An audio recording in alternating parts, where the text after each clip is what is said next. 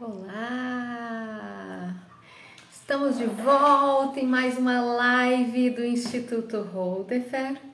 Sejam muito bem-vindos a mais um encontro aqui do Instituto Holderfer, onde a gente vai ter um privilégio gigante de trocar ideia novamente com o Dr. Paulo Marcílio Neto, que é uma pessoa super especial e que eu tenho certeza que vocês vão aproveitar muito. Ele já esteve com a gente em uma live anterior, já tem alguns meses, e a gente falou sobre sono. Então hoje a gente vai ter o privilégio aí de ter ele de novo, trazendo informações, trocando ideias a respeito de distúrbios do sono, ronco e apneia do sono.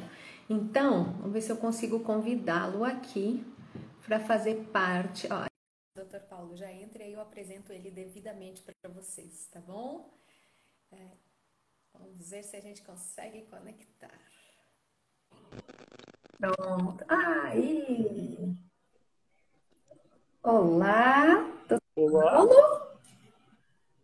alô, Lisiane? Tudo bom? Nós não estamos te vendo. Estamos vendo uma parede, eu acho. Vocês têm Tá, tá viram a ouvindo a minha câmera? voz? Oi? Eu tenho. Você está ouvindo minha voz? Sim, estamos te ouvindo muito bem. Eu acho que a câmera está virada para a parede. Tem que virar a câmera, suponho eu. Um minuto.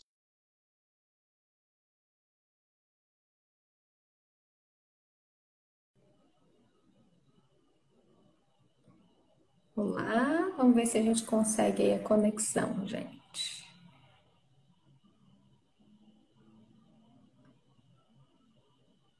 Aconteceu, acho que algum problema aí com a conexão, que agora caiu.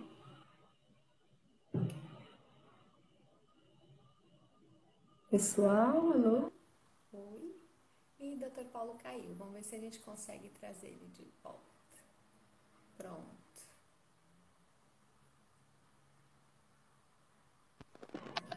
Ah, Agora sim! finalmente. Eu costumo Uma dizer, outra vez. Eu sempre me enrolo. mas eu costumo dizer Impressionante. uma coisa, que quando a coisa encrenca é porque ela vai ser muito boa. Então, eu tenho certeza que essa conversa vai ser maravilhosa e que vai ajudar muita gente. Esse é o Dr. Paulo Marcílio, para quem não conhece, quem não viu a nossa live anterior, né? A gente falou sobre sono há uns meses atrás e hoje a gente veio com um assunto novo, também relacionado a sono. O Dr. Paulo, ele é otorrino, né? Ele tem título aí na medicina do sono, trabalha com sono, né? E aí a gente vai trocar algumas ideias a respeito de distúrbio do sono, sobre ronco e apneia, né? Tem muita Maravilha. coisa nesse assunto. A gente tem muito papo para rodar, né? Bem-vindo. Obrigado mais uma vez, Lisiane. É um prazer. É um prazer estar com quem gosta de trabalhar com isso, se interessa. Assim, flui bem melhor, sabe? Tem as colocações na hora certa e a interação é muito melhor, né, com você aí comandando sempre essas lives.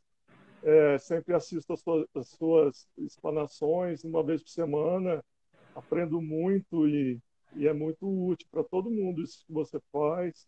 E Bom, eu tenho muita admiração por você. Não preciso falar nossa, é mais, né? recíproco. Muito obrigada mesmo.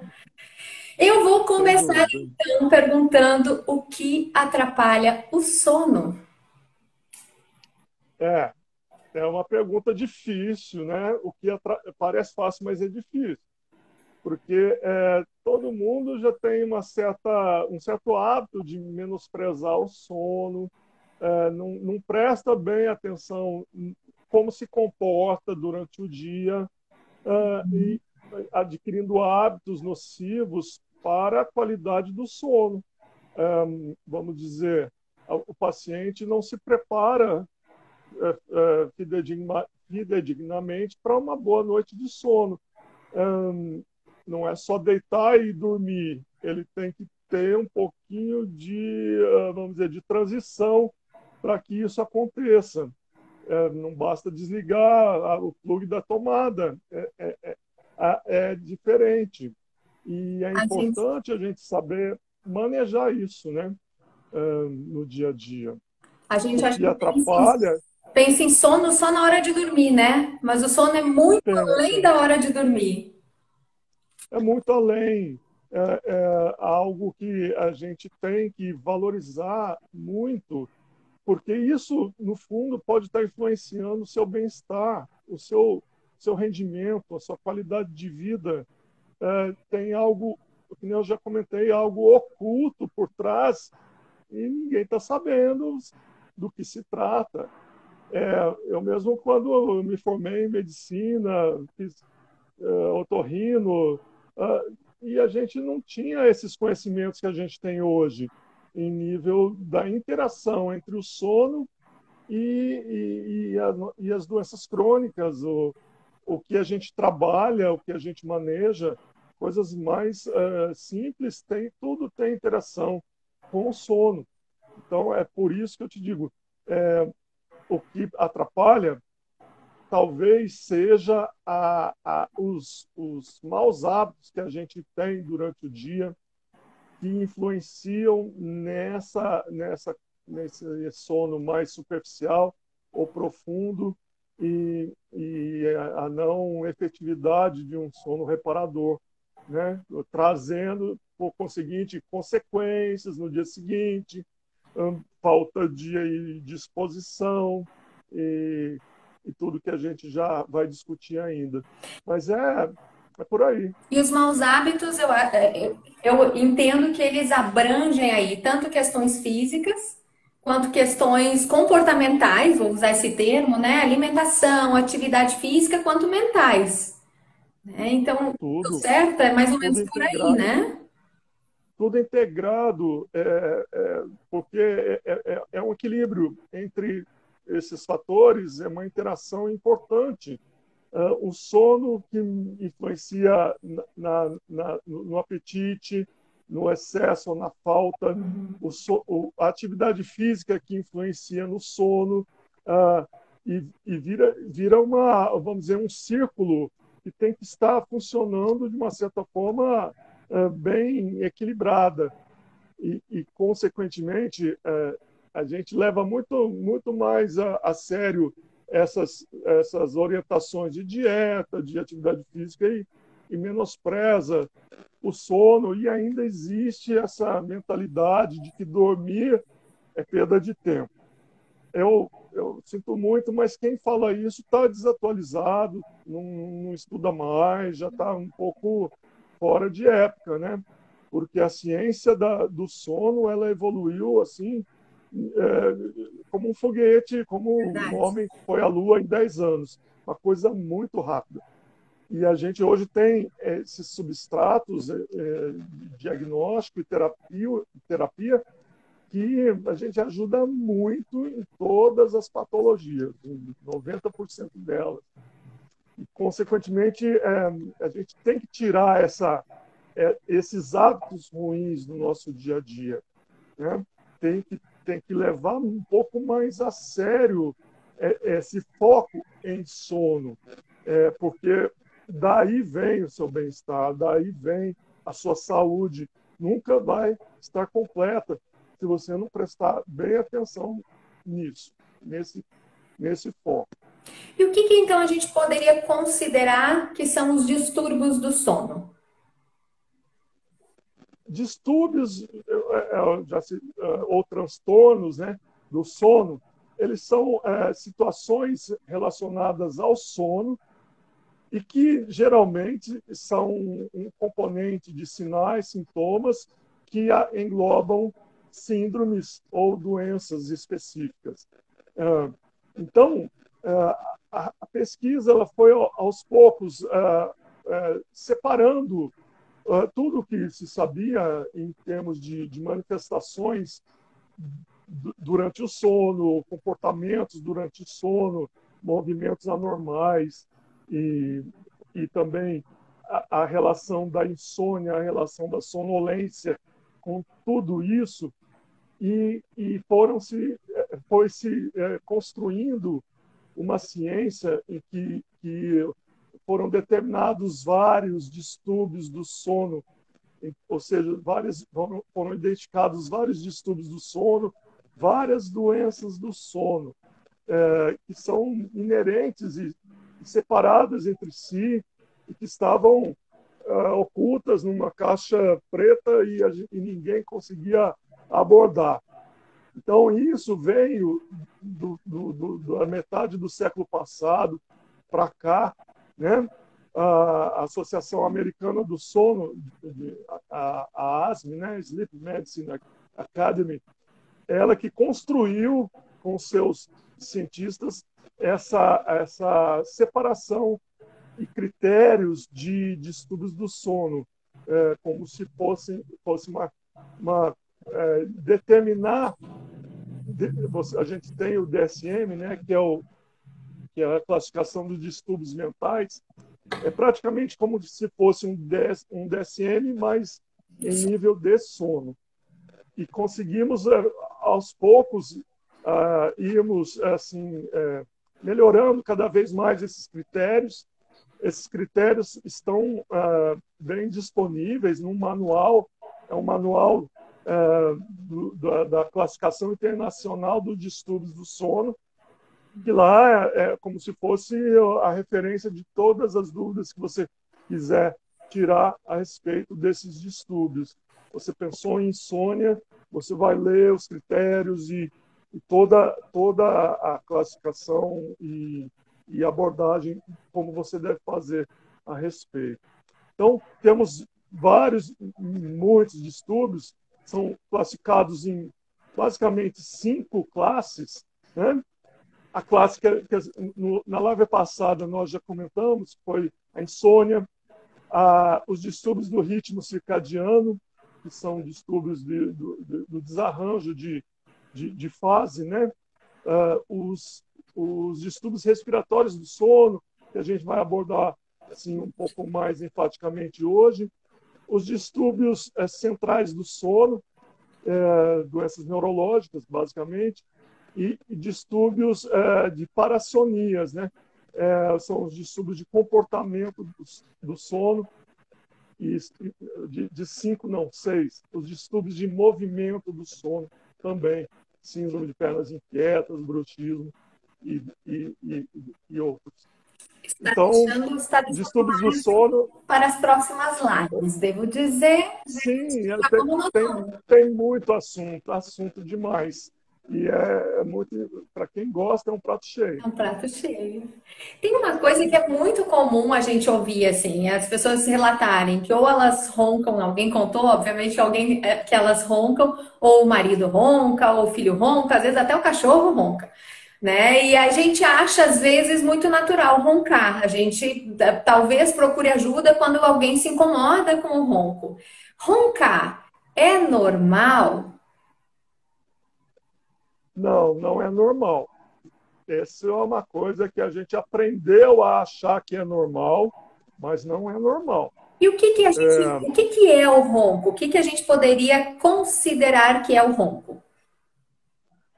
O ronco é a manifestação da dificuldade que o ar tem na passagem em vias aéreas superiores, tanto pelo nariz quanto pela boca. Então, o ar, quando nós inspiramos, o ar encontra uma barreira, porque as vias aéreas elas se afunilam. E dentro desse afunilamento, existe uma pressão de fluxo que, teoricamente, não tem que movimentar ou fazer assim, movimentos em estruturas para trazer esse ruído. Então, quem apresenta ronco é sinal de que tem uma dificuldade na passagem desse fluxo e que movimenta os tecidos adjacentes de vias aéreas superiores, principalmente do palato, base de língua. Que não é normal. E parede faríngea. Que não é normal, porque todos têm um tônus muscular que é adequado, né? A musculatura faríngea constritora, ela que garante esse tônus, e isso leva a uma qualidade de fluxo bom. Porém, o ronco vamos dizer, ele é classificado dentro dos distúrbios respiratórios, ele não, tanto já comprova-se que não é normal, porque é um distúrbio. Então, ele tem basicamente uma situação de que tê-lo é sinal de algo errado. Geralmente, ele pode ser isolado, ele é um ronco aparentemente só, vamos dizer, o barulho que chama a atenção do cônjuge, do filho, da mãe, do pai, e etc. E isso traz extremo desconforto para quem está dormindo próximo, né? E traz perda de Então, audição, né? A gente tem pesquisas mostrando que o companheiro pode, inclusive, apresentar perda com auditiva. certeza, para você ver se a gente realmente a gente está avançando nisso e cada vez descobrindo mais consequências, né, do ronco. E ele não é tão benigno quanto se acha, se parecia, porque a principal consequência dele, já está comprovada, é que quando ocorre o ronco e a movimentação da musculatura da parede faríngea, isso extrapola essa vibração para a parede das artérias carótidas. Isso, com o tempo, causa uma certa rigidez na musculatura e favorece ao processo de aterosclerose carotídea. Ou seja, um futuro mais com uma possibilidade de maior obstrução circulatória carotídea. Então, esse é uma dos achados da não benignidade do ronco. Né? Ele tem já isoladamente ele já causa um certo estrago. Agora, o ronco puramente simples é aquele ronco que só realmente deixa alguém incomodado, menos o paciente. O paciente que ronca, ele pode roncar, às vezes, muito alto, a noite inteira, mas ele acorda bem, ele acorda descansado. Você pergunta para ele, você dormiu bem? Dormi ótimo, não tenho nada. Durante o dia você sente alguma coisa? Não sinto nada, estou bem, estou disposto, etc. Então, ele não está vendo, mas aquilo pode ser a ponta do iceberg para que a gente busque outras situações já em desenvolvimento, que a gente vai discutir melhor depois a apneia do sono. Os fatores causais do ronco e da apneia, eles se confundem porque são muito semelhantes, né? Mas pode gerar um problema no companheiro, um problema de sono no companheiro também, né? Então, assim, o companheiro acaba desenvolvendo algum distúrbio do sono porque também compromete. Principalmente insônia, né? É muito comum a esposa, que geralmente a mulher ela tem um sono mais superficial, então a mulher reclama mais desse ruído e aparentemente fica com sono fragmentado e sofre as consequências posteriores, né? O equilíbrio do casal ele vai por água abaixo, porque a situação começa a ficar estressante. No início a gente pensa, isso é só uma brincadeira de criança. Não, isso começa a ficar desgastante na relação. Né? Você, como psicólogo, já deve ter visto casos assim, e até separações, etc. Isso para o casal. Outra situação muito comum que os pacientes me procuram é algo que pode já estar sendo mais comum do que a gente pensa. As pessoas têm vergonha de roncar. E quando viajam ou vão em turma para algum lugar, um hotel, um passeio, alguma coisa, ou mesmo ficar na casa de parentes, eles são discriminados, já foram discriminados, começam a sofrer bullying, tem uma certa... começam a ficar assim, envergonhados e começam a se retrair. Ou seja, já evitam viagens em que vai ter que ficar muita gente no mesmo local, e etc., porque isso vai chamar a atenção de outros. Consequentemente, aí é que eles buscam ajuda. Nessa situação, eles me procuram, querem resolver seu problema, e, no caso da esposa, é sempre a esposa que empurra o marido para se virar, né, para tentar uma solução. Então, é algo que... O ronco tem um artigo antigo lá do Dr. Geraldo Lorenzi, que ele fala assim, o ronco é um sinal silencioso. É um sinal que a gente, para o paciente, é silencioso. Só não é para o acompanhante. E também o diagnóstico do ronco, a gente fica imaginando, tem que fazer algum método mirabolante para detectar ronco. Não, basta o relato da esposa.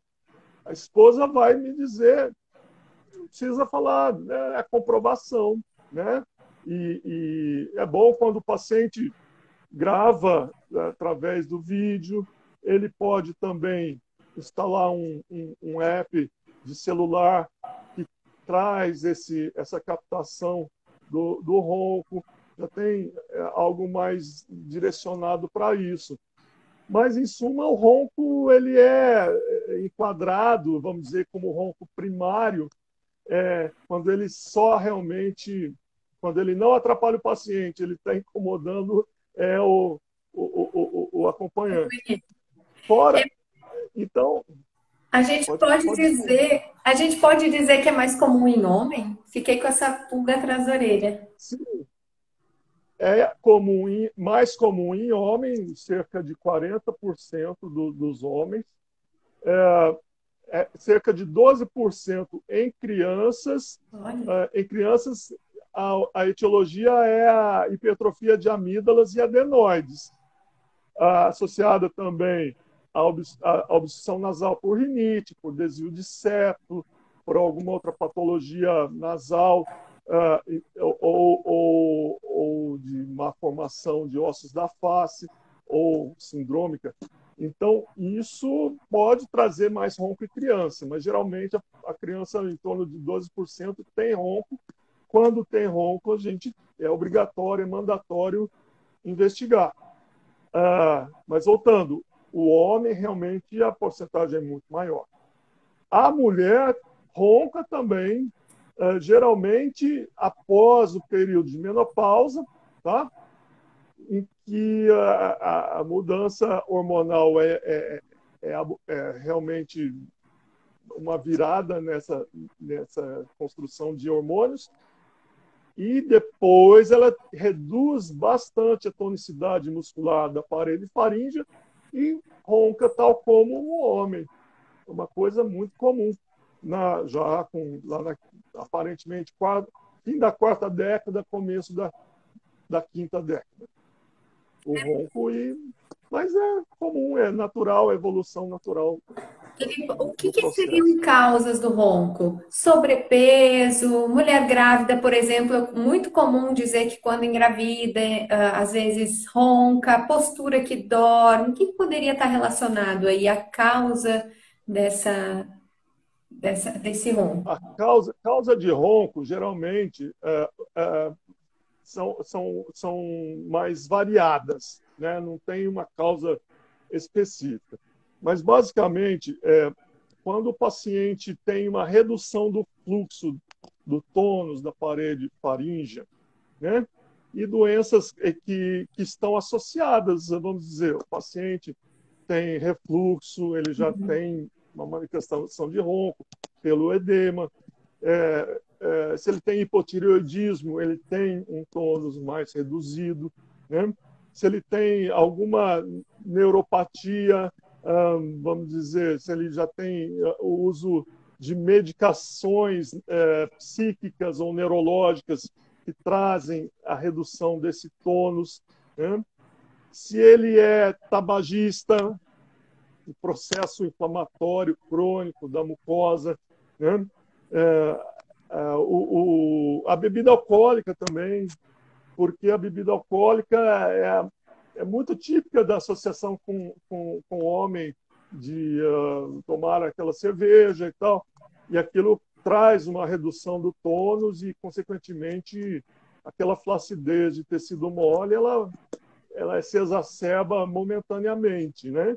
Então, ocorre muito no fim de semana, né? Sexta, sábado, o paciente vai para o happy hour, emenda tudo, e aí dorme muito, ronca muito, dorme muito mal, e a esposa comprova isso assim, por A mais B, né?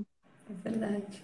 Agora, como eu já disse, as causas anatômicas também, em criança, a amiloidenoide, e em adultos, consequentemente, também a gente tem que pesquisar a mesma coisa. Desvio de septo, rinite, pólipo nasal, ou seja, alterações ortognáticas. Isso tudo é feito num critério de história clínica, exames diagnósticos, e até a gente concluir realmente o conjunto todo de fatores, que não é geralmente só único. Ele é variado, um pouco variado, né? Mas outro fator que contribui mais é a redução do tônus da musculatura faríngea, né? Até que, com essa redução do tônus, a obstrução vai acontecer. Né? Todo aquele fluxo reduz e é aquele efeito de janela semiaberta, né? Quanto mais fechado o orifício, maior é o fluxo e vibração. Então, é evidente que isso acontece, né? Muitas vezes as pessoas também me perguntam: mas e quem ronca de boca fechada? Também, porque um fluxo nasal é capaz de movimentar a parede faríngea e palato também, né? Então, não é só a boca fechada. Tem várias situações, né? Por aí a Existe gente vai Existe uma detectando. relação entre a apneia e o ronco? O que é a apneia? É um termo que eu acho que a gente tem falado muito mais, acho que as pessoas têm escutado muito mais a respeito desse termo apneia. O que de fato é a apneia? Bom, a questão da apneia, ela é como se fosse uma sequência do ronco. Para ficar, não é bem A mais B, mas para ficar mais lúdico, eu acho que você pode pensar assim. O que acontece? Essa redução de fluxo, ela pode ser total, ela não é só o ronco que vibra a parede da garganta. Ela pode ter um fluxo em que fecha a passagem do ar por completo, as estruturas parafaríngeas e base de língua e hipofaringe, elas se colabam, se fecham completamente, causando uma obstrução que pode durar mais de 10 segundos. Então, essa obstrução por mais de 10 segundos é considerada uma apneia.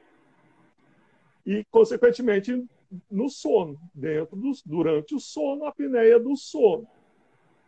Quando a gente tem uma semi-obstrução, é uma obstrução parcial, quando o fluxo ainda existe, a gente pode considerar isso como uma hipopneia, uma semi-apneia, uma apneia parcial. Não ocorre fechamento total, mas o fluxo reduz. E também que ambos, a apneia e a hipopneia, trazem dessaturação, redução na oxigenação sanguínea. E isso acontece por mais de 10 segundos com esforço respiratório. O paciente está sufocado, Puxa. e começa a fazer força para respirar. Ele tenta até conseguir, porque cada indivíduo tem um limiar de despertar a partir da pressão torácica negativa.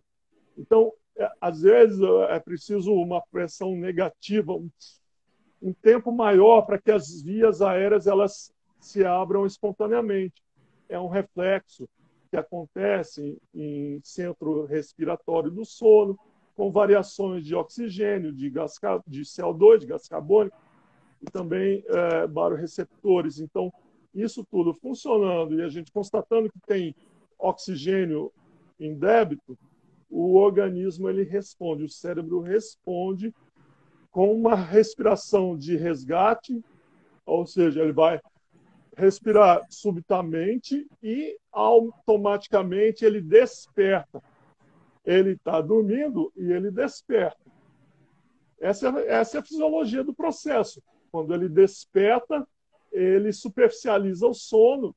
Esse despertar a gente chama é o termo de microdespertar ou despertar breve. E esse despertar breve, ele traz, nunca é tão duradouro. Tanto é que o paciente não se lembra que despertou. É de muito curto período, de 3 segundos a 15 segundos. Então, o cérebro ele não consegue retomar o nível de consciência adequado. Porém, isso pode acontecer de acordo com a gravidade do caso, de dezenas a uma centena de vezes. Né? Esse é a engrenagem. Oi? Esse reflexo pode falhar? Esse reflexo de despertar, de busca de ar? Olha, há pacientes que têm mais dificuldade de realizar esse reflexo. Quando o paciente tem algum distúrbio cerebral já instalado, ou seja, já é um sequelado de provável distúrbio circulatório cerebral, quando ele tem insuficiência cardíaca, quando tem doença pulmonar, ou a famosa síndrome da hipoventilação, ele tem essa dificuldade em de um centro respiratório funcionante para responder a essa hipoxemia. Ou seja, ele fica com esse loop gain, esse reflexo reduzido e, consequentemente, ele vai ter maior hipóxia e é mais difícil recuperar. Então, são pacientes que já são pacientes mais críticos, mais complicados e requerem não somente a terapia de CPAP, como já praticamente a terapia de BiPAP, né, de 2 níveis de pressão inspiratória e expiratória. A apneia é genética? Genética, ela tem estudos, sim, que já comprovam que tem base genética. Relatos de aquele sequenciamento genético, né? Detecção de antígenos HLA, e que não só para apneia, mas em nível de sono, já se comprovam vários losses, genes que correspondentes à qualidade do sono, se o paciente realmente vai ter um sono de qualidade ou não, né? E como ele vai desenvolver a apneia, se ele vai desenvolver a apneia, isso já ainda não tem acessível, o estudo não chegou em nível de localização para fazer teste, você fazer uma sequência genética para descobrir se tem essa predisposição. Mas no futuro a gente vai ter. É de ficar atento, talvez, né? Quem tem pais aí, talvez, com uma questão de sono. É hereditário. Que é hereditário, isso já está comprovado. Mas não é o hereditário puro. É isso que eu gostaria de dizer também. Se você tem um pai que tinha, se tem a mãe também, é aquele recessivo ou dominante, né? Para isso ou para aquilo. Então, você pode ter o seu genoma favorável para desenvolvimento de apneia. E assim, de acordo com o seu ambiente, com o seu crescimento e desenvolvimento, você vai desenvolver um fenótipo. Um fenótipo, ou seja, você vai desenvolver características específicas para apresentar a apneia do sono. Essas características, atualmente, elas estão sendo muito evidenciadas para que a gente tenha esse perfil fenotípico e, a partir daí, poder indicar um tratamento mais direcionado. Porque, atualmente, a gente tem critérios que são isonômicos, vamos dizer. São, basicamente, lógico, a gente